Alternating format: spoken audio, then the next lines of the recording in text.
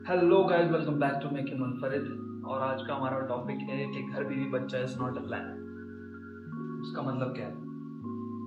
दरअसल हमारी सोसाइटी में, हमारे इंडियन कल्चर में बचपन से ही बच्चे को ये समझाया जाता है, पढ़ाया जाता है कि बेटा आप पढ़ना है, पढ़ने के बाद एक अच्छी नौकरी करनी है, नौकरी करने के बाद आपकी शादी होगी, शादी के बाद आपके बच्चे होंगे, बच्चों के लिए आपको घर बनाना है, लड़की होगी तो उसकी शादी करनी है, उसका दहेज रेडी करना है, लड़का होगा तो उसे कोई कारोबार करके देना है, या डॉक्टर बनाना है, या इंजीनियर बनाना है, या सीए बनाना है, या यूपीएससी के एग्जाम में भेजना है, या उसे गवर्नमेंट सिविल सर्विस में भेजना है, या so on and so forth. ये हमारा एक बेसिक प्लान है पूरे इंडिया में, और आई थिंक और भी दूसरी कंट्रीज में होगा।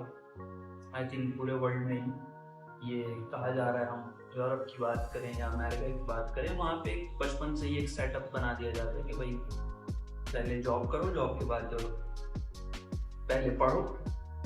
जॉब के लिए हम पढ़ते हैं, हम कुछ सीखने के लिए, कुछ बनने के लिए, दुनिया के लिए कुछ करने के लिए नहीं पढ़ते, हम सिर्फ जॉब के लिए पढ़ते हैं। हम जॉब करते हैं, जॉब हमें पसंद है या नहीं पसंद है, लेकिन पे अच्छी है तो हम वो करते हैं, और उसके बाद एक शेल में पूरी जिंदगी गुजारते हैं। घर बीवी बच्चा, दैट्स इट। मकान बना लिया, दैट्स इट, बहुत अच्छी है। अब इसकी प्रॉब्लम क्या है, इसके डिसएडवांटेज क्या है? देखिए, हमें बचपन में हमारे टीचर्स ये कहते थे कि अगर बेटा आप शुरू में ही सिर्फ पासिंग मार्क्स की एक्सपेक्टेशन रखोगे अपने से, या पासिंग मार्क्स की ही तैयारी करोगे, तो आप फेल हो जाओगे।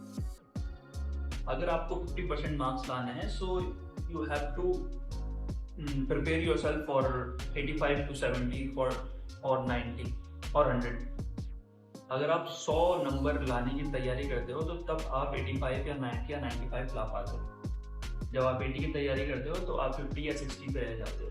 जब आप 50 की तैयारी करते हो तो आप पासिंग मार्क्स ला पाते हो। और अगर सिर्फ आप पासिंग मार्क्स ला पाते हो की तैयारी करते हो तो आप बस फेल ही हो जाते हो। हमारे गोल्स, हमारे पेरेंट्स हमें बहुत छोटे देते हैं, हमें सोचना बंद करवा देते हैं। सोचना तो इंसान को बंद नहीं होता, वो सोच की जगह एक अच्छी सोच की जगह फ्रस्ट्रेशन हमारे जहन में डाल देते हैं। ये पेरेंट्स के लिए भी है, ये स्टूडेंट्स के लिए भी है, और जो जो इसे देख रहे हैं सबके लिए बेनिफिशियल है, जो अभी बच्चे हैं। क्योंकि हम जिस जनरेशन में जी रहे हैं, जो जिनकी शादी हो चुकी है या होने वाली है, या जो भी कॉलेज में है, हमें दो काम करने हैं। हमें अपने पहले वालों को भी सही करना है, जो उन्होंने रायता फैलाया हुआ। हमें खुद भी वो रायता नहीं फैलाना, और हमें अपनी बात की जनरेशन की भी फोकस करना है कि वो अपने बच्चों के साथ ऐसा ना करें।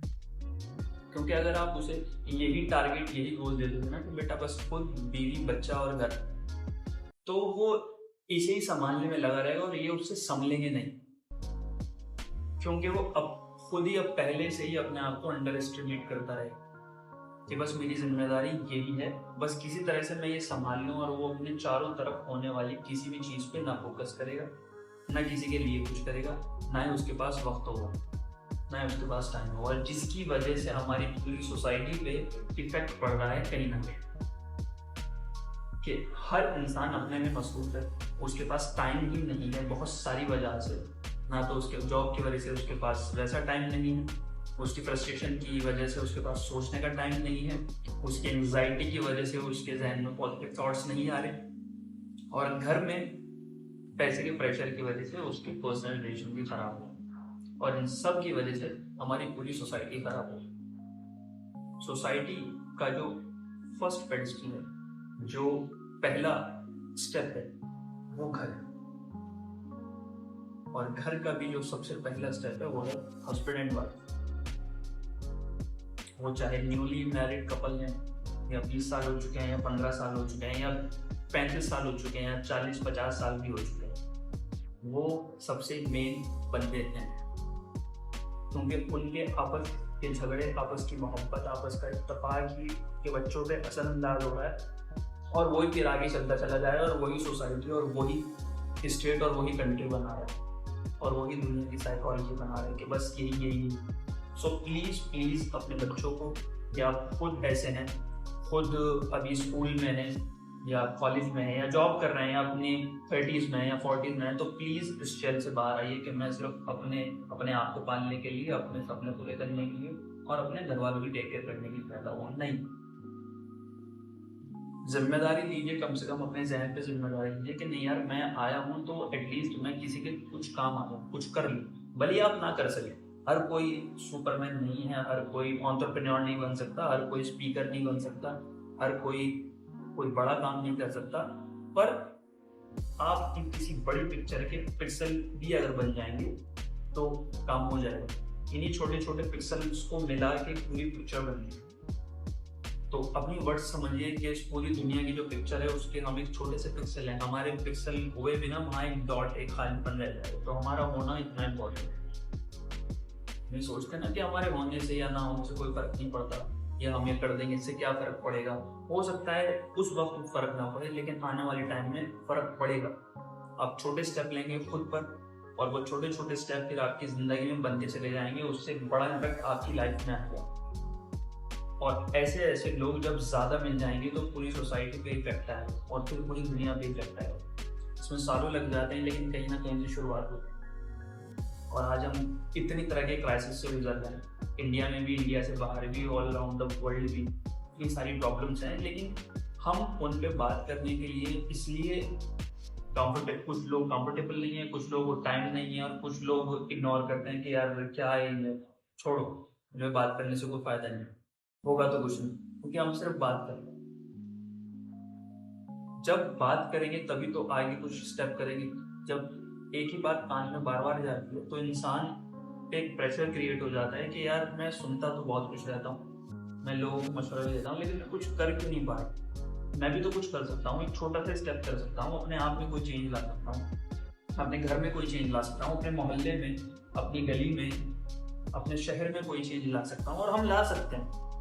इतना कमजोर, इतना लागर, इतना कोई भी मोहताज नहीं है कि वो ये छोटे छोटे काम भी ना कर सके। लोगों को जिन्हें करना था उन्होंने बिना हाथ पैर के काम किए। निक एक बहुत बड़े स्पीकर है, उनके ना हाथ है ना पैर, लेकिन दुनिया के बड़े मोटिवेशन स्पीकर्स में उनका नाम आता है। वो लोगों को जाके मोटिवेट करते हैं कि अगर मैं बिना हाथ पैर के कर सकता हूँ तो तुम्हारे तो हाथ पैर है।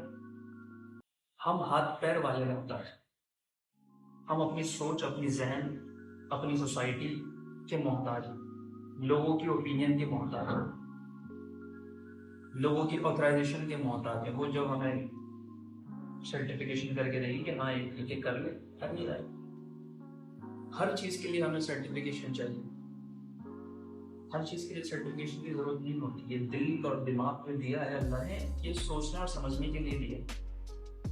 दिमाग बहुत सारी चीजों को मना करता है, उससे रुक भी जाना चाहिए। दिल बहुत सारी चीजें करने के लिए कहता है, लेकिन वो सही नहीं होती, वहां से भी रुक जाना चाहिए। हमेशा दिल की नहीं सुननी चाहिए, हमेशा दिमाग की नहीं सुननी चाहिए। दिल और दिमाग के बीच में बैलेंस बनाना है असल जिंदगी। क्योंकि जिन्हें सुसाइड अटेम्प्ट आते हैं उनका दिल भी कर रहा होता है कि मैं मर जाऊं, लेकिन क्या मरना एक ऑप्शन है? नहीं। आप खुद भी अपनी लाइफ डिस्ट्रॉय कर रहे हैं जो प्रीशियस है, चाहे उसमें कितने भी प्रॉब्लम्स आए भी हैं। थोड़े बहुत कभी कभी मेरे जहन में भी आ जाता है, बहुत लोगों के जहन में आ जाता है कि यार बहुत फेड अप हो गए, जिंदगी से कुछ कर पा नहीं रहे और कोई भी चेंज नहीं हो पा रहा, जस्ट इस लाइफ को ही खत्म कर देते हैं, पर सियाह खत्म। लेकिन उससे कोई कुछ नहीं होता। आप इस दुनिया से चले जाते हैं और जो आपके करीबी हैं, जिनके लिए आप कुछ करना था, वो ऐसे ही आपके लिए अफसोस करते रह जाते हैं और एक दिन वो भी अफसोस करना बंद कर देते हैं, कुछ नहीं। और मरने के बाद सारे दरवाजे बंद हो जाते हैं। इसलिए आत्महत्या, सुसाइड या खुदकुशी हर रिलीजन में मना है, क्योंकि इंसान को पैदा किया जाता है कुछ करने के लिए, ना कि मरने के लिए। मौत अपनी जगह आएगी, वो बरहक है, वो आएगी ही आएगी। अपने हाथ से उसको खत्म ना करें। और बहुत से लोग ऐसे होते हैं उनकी लाइफ में चॉइस नहीं रहती, पर जहां तक मैंने पढ़ा, मैंने सुना और समझा कि हम खुद अपनी चॉइसेस बंद कर देते, हम खुद कुछ देखना नहीं चाहते। कभी कभी हमें दिखता भी नहीं है, जिंदगी में बहुत ज़्यादा अंधेरा हो जाता है, बहुत ही ज़्यादा अंधेरा हो जाता है, लेकिन उस जगह पे भी कोई ना कोई रास्ता जरूर होगा, एक कदम चलने का तो रास्ता एटलीस्ट हो, बस वही कदम चलते रहे। और प्लीज़ अपनी सोच का दायरा बढ़ाएं, गरीबी बच्चे से बाहर निकले, अपनी पर्सनल लाइफ से बाहर निकले, और प्लीज़ खुद के लिए पहले कुछ करें और फिर दुनिया के लिए कुछ करें। मिलते हैं नेक्स्ट वीडियो में, तब तक के लिए खुदा हाफिज़।